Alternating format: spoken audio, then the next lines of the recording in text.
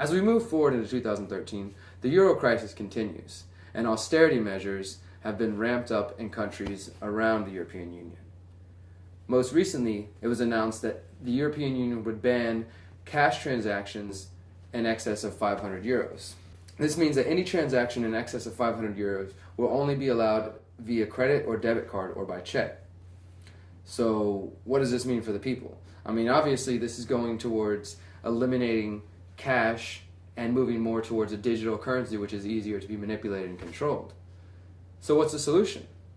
Well, people in Greece have started to form decentralized networks of alternative currency and barter.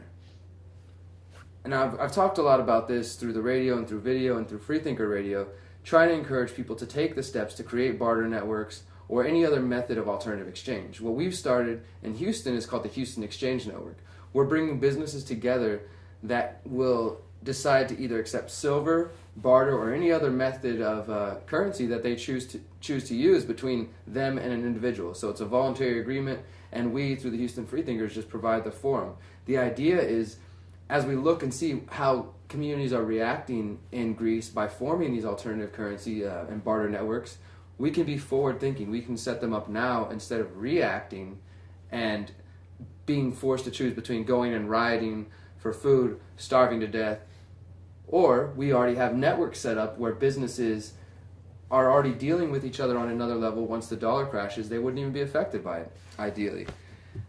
With the Greece currency, they're actually switching to something that's called TEM, T-E-M. According to a recent article, it says, after creating an account, members do business with each other using TEM credits. New members are allowed to deficit spend up to 300 TEMs, which is effectively an interest-free loan from the community.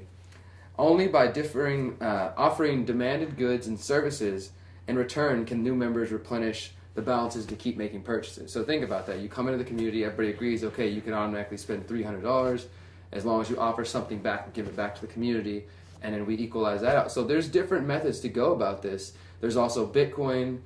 We've talked about the recent creation of R-Bucks in Arkansas as a result to oppose central manipulation of the currency. So if you're really against ending the Federal Reserve, we need to start focusing on real solutions to that. Because the people in power have made it painfully obvious that they're not interested in ending the Fed, not even in auditing the Fed, it seems.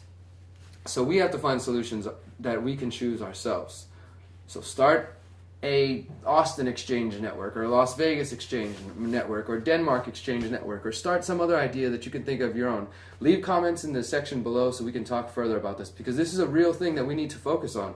Whether it's community gardens, or alternative currencies, or skill shares, we have to focus on empowering ourselves and our communities if we're going to handle the rocky road that does seem to be continuing into 2013.